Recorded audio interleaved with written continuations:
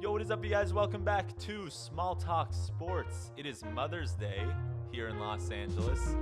Shout out to all the mothers. Shout out to my own mother. She actually got me this little Small Talk Sports license plate. We have a lot to talk about today. First of all, I'm back. Okay, did you miss me?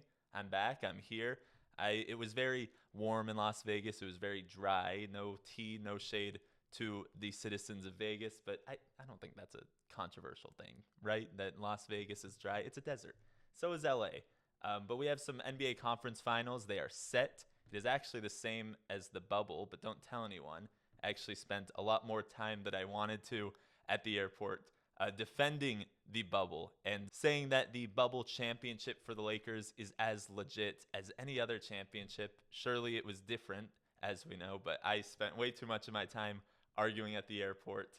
But we have the NBA Conference Finals, which is the exact same. I don't think that's a coincidence. I think they're actually talented teams that deserve to be there, both back in 2020 and right now.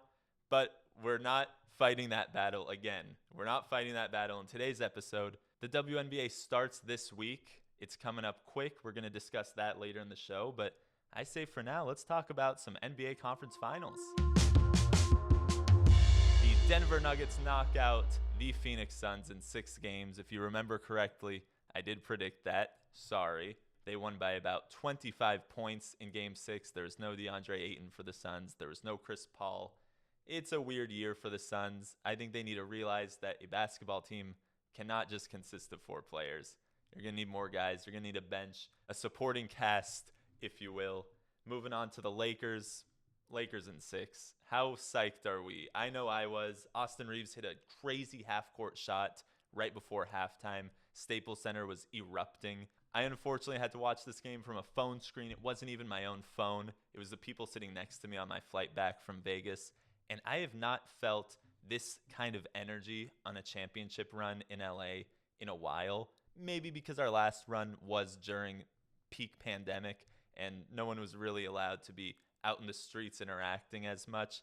But there's something special going on in Los Angeles. I won't keep talking about the Lakers all episode as much as I want to. Such an incredible series. The Miami Heat win in 6 games, and once again, I am apologizing. I'm apologizing to Jimmy Butler. Please forgive me. You are Himmy Butler. I definitely misunderestimated you. That's not a word. I underestimated you, Jimmy Butler. You are the best. You're playing like you're back in the bubble. I do have to quickly shout. There's a lot of shout outs today. I feel like we need to tone it down a little. Jalen Brunson had 41 points in this Game 6 loss, and he's doing exactly what the Knicks thought he would do. He's doing exactly what I thought he would do in the playoffs. I think he's a very special player. And maybe let's watch out for the Knicks next year. Maybe they're a piece or 2 away, but only time will tell because the Boston Celtics also win in 7 games. They won earlier today on Mother's Day. And Jason Tatum, now he's been setting records all year in the NBA, starting back in the All-Star game. Okay, if you remember correctly, Jason Tatum set the points record in the All-Star game. He had 55 of those, and he just set the all-time Game 7 record with 51 points today on Mother's Day. They smoked the 76ers. If you remember correctly, Philly was my finals prediction, but they did not play like it today, and they really got outplayed in the Garden. So nice to see the Celtics moving on. They're not winning the championship this year. Now, okay, I know what you're waiting for. You're waiting for my probably wrong predictions because this is a major sport in the playoff season. So let's get right into it. You know who I'm picking in the West. I'm picking the Lakers.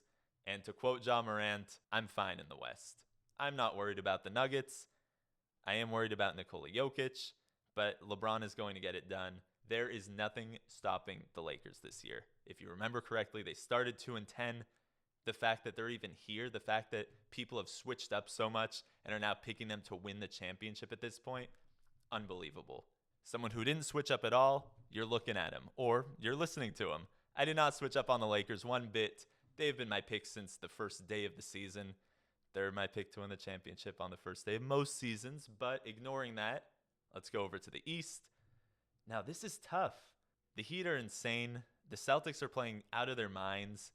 I've disrespected Jimmy Butler so much, and I've learned my lesson, except I haven't. I have to take the Celtics. I'm so sorry to Jimmy. I know he's probably pissed at me at this point, but I am taking the Celtics.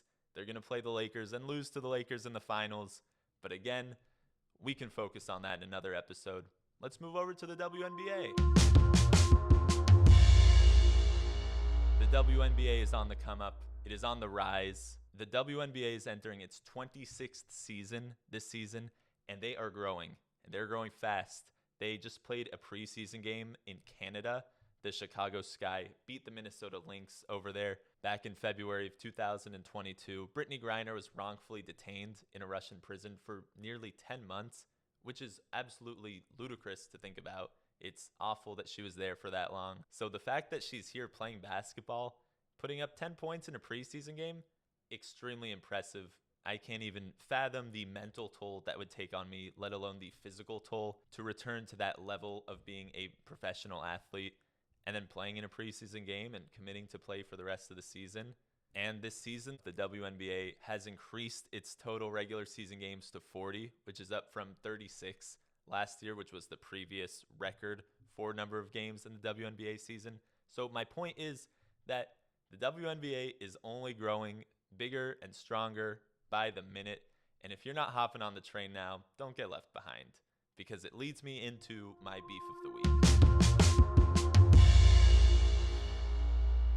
Now, I know there's a lot going on. You may have expected some juicier beefs of the week, but my beef of the week this week is people who are irrationally hating on the WNBA versus me.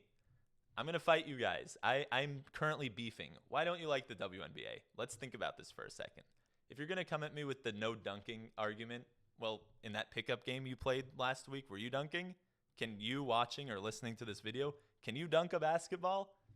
Maybe you can, you probably can't. Is anyone in your pickup game dunking? Maybe they are, they're probably not.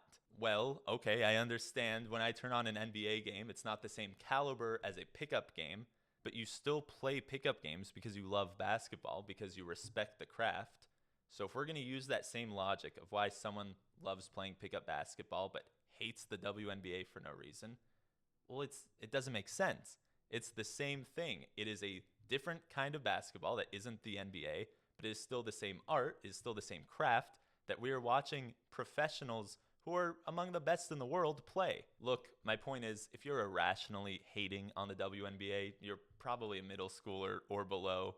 But in case you're not and you still have that hatred, why? You love basketball, you love the art, and you love the craft. What is the WNBA? It is professional basketball players who have mastered the craft, who are displaying it for the world. And this league is only getting bigger. Think about when the NBA was 26 years old. Was it at the same point it was today? Absolutely not. It was much smaller, but it was fans who appreciated the players and helped grow the game and get it to where it is right now. How are we going to change how the WNBA is viewed? Well, you and I have to do that together. If everyone sheds this irrational hatred towards the WNBA and just watches and respects it, if you hate the WNBA and you're still watching this podcast right now, I challenge you to go to a WNBA game because, well, I never hated the WNBA, but I did go to a game a couple years ago and I loved it. It was so much more engaging than any NBA game I've ever been to. It was very exciting. There's music playing throughout. The players talk to the fans at the end of it. It was the last regular season of the game for the Sparks, so maybe that's why they're addressing the fans. I know I've kind of been rambling about this, but my point is, don't hate on the WNBA. That is so passé.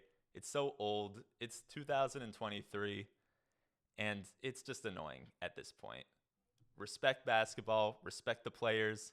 I think that's about it for me today. Thanks so much for listening. Thanks so much for watching. I'm happy to be back. I seriously love making these videos. I was driving home today and I just had this itch. I had this urge that I had to record another podcast.